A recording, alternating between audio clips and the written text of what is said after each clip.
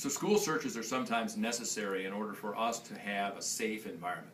The thing about being a high school principal or a principal of any school is that one of the things I'm charged with is maintaining an environment that is safe for everybody to be here. Students, staff, custodians, counselors, secretaries. Has to be a safe environment for all of you to be here. Sometimes students will present us with a reason to have to go through their belongings, including their lockers, because what they're doing is even rumored to be either unsafe or illegal. And so sometimes that's a necessary thing. I like to see searches as a way of exonerating people. Like sometimes we'll get a rumor passed down to us that so-and-so has something in his locker and he really shouldn't. So I get this student, two of us will go to the locker with the student. Sometimes, unfortunately, we find things that they ought not have. The vast majority of the time, though, it proves just to be kids talking because high school kids are prone to be dramatic. And I think you ought to save your drama for whom? For your mama. The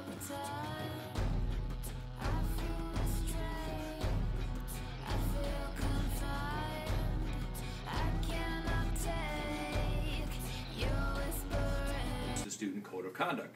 So things such as controlled substances, any kind of alcohol, any kind of explosive devices and that kind of dangerous kinds of things, along with other kinds of things that would be prohibited by our student code of conduct. And usually, most all of our students are pretty good about following those rules.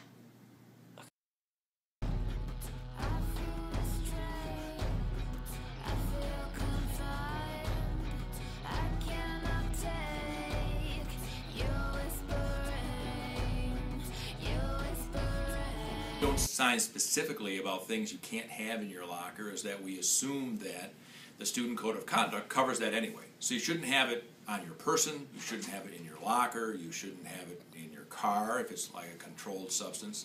You just can't have certain things on campus, and so we don't really need to spell that out as a locker because it kind of goes along with the common sense of what you can't have just at all in school. And like the last answer that I gave, you should also include things that could cause other people to be in harm, even though they're not harmful to you. So like, for example, let's say that some guy had this big Axe body spray thing, and he sprayed it around in the hallways. What happens if you're allergic to that kind of thing, and it causes you to go into some sort of anaphylactic shock?